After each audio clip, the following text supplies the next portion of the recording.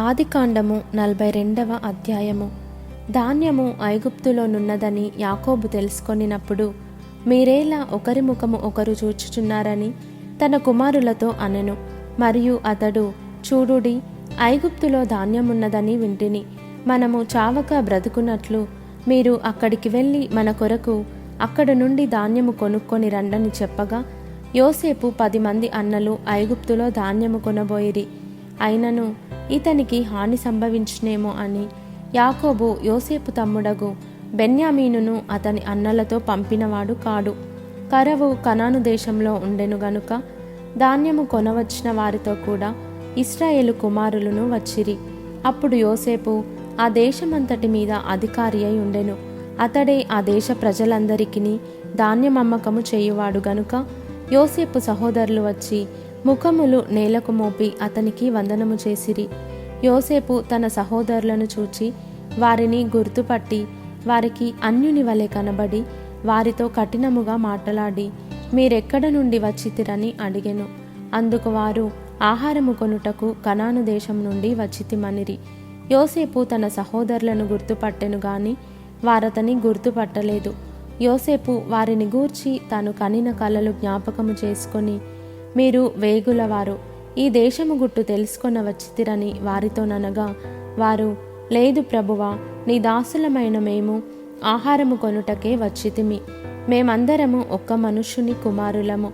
మేము యథార్థవంతులమే గాని నీ దాసులమైన మేము వేగులవారము కామని అతనితో చెప్పిరి.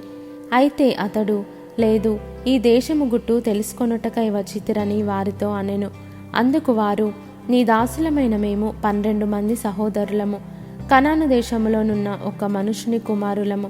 ఇదిగో, కనిష్ఠుడు నేడు మా తండ్రి యొద్ద ఉన్నాడు, ఒకడు లేడు అని ఉత్తరమిచ్చిరి. అయితే యోసేపు, మీరు వేగులవారని నేను మీతో చెప్పిన మాట నిజమే. దీని వలన మీ నిజము తెలియబడును. ఫరో జీవముతోడు మీ తమ్ముడు ఇక్కడికి వచ్చితేనే గాని మీరిక్కడ నుండి వెళ్ళకూడదు. మీ తమ్ముని తీసుకొని వచ్చుటకు మీలో ఒకని పంపుడి. అయితే మీరు బంధింపబడి ఉందురు. అట్లు మీలో సత్యమున్నదో లేదో మీ మాటలు శోధింపబడును. లేని ఎడల ఫరో జీవముతోడు మీరు వేగులవారని చెప్పి వారిని 3 దినములు చెరసాలలో వేయించెను. 3వ దినమున యోసేపు వారిని చూచి, నేను దేవునికి భయపడువాడను. మీరు బ్రతుకున్నట్లు దీన్ని చేయుడి. మీరు యథార్థవంతులైతిరా, మీ సహోదరులలో ఒకడు ఈ చెరసాలలో బంధింపబడవలెను.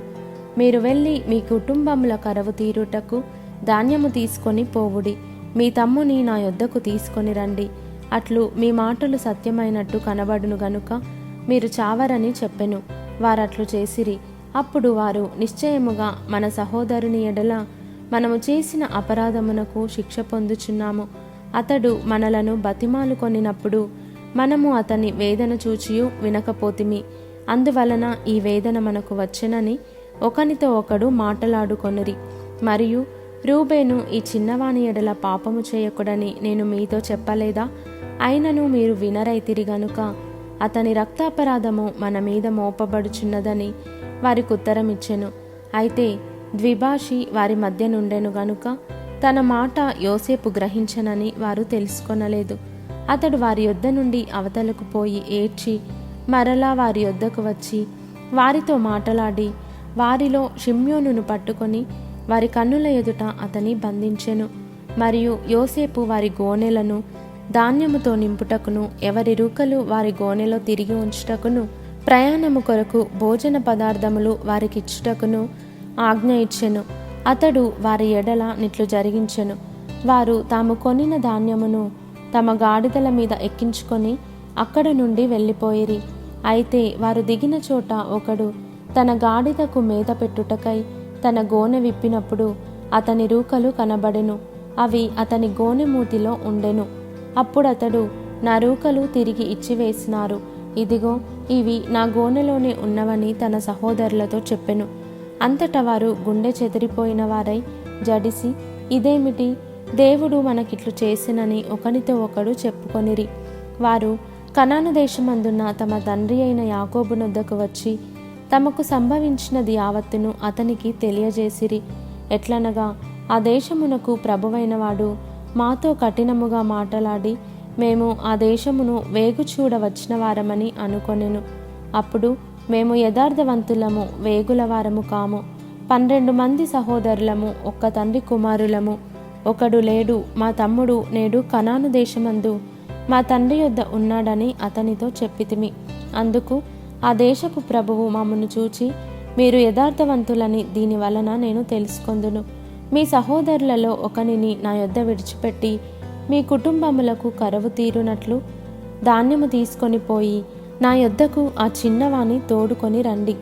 అప్పుడు మీరు యథార్థవంతులే గాని వేగులవారు కారని నేను తెలుసుకొని మీ సహోదరుని మీకు అప్పగించెదను.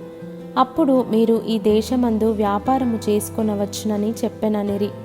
వారు తమ గోనెలను కుమ్మరించినప్పుడు ఎవరి రూకల మూట వారి గోనెలో ఉండెను. వారును వారి తండ్రియు ఆ రూకల మూటలు చూచి భయపడిరి. అప్పుడు వారి తండ్రి అయిన యాకోబు వారిని చూచి, మీరు నన్ను పుత్రహీనునిగా చేయుచున్నారు. యోసేపు లేడు, షిమ్యోను లేడు, మీరు బెన్యామీనును కూడా తీసుకొనపోవుదురు. ఇవన్నీ నాకు ప్రతికూలముగా ఉన్నవని వారితో చెప్పెను. అందుకు రూబేను, నేనతని నీ యొద్దకు తీసుకొని రాని ఎడల నా 2 కుమారులను నీవు చంపవచ్చును. అతని నా చేతికి అప్పగించుము.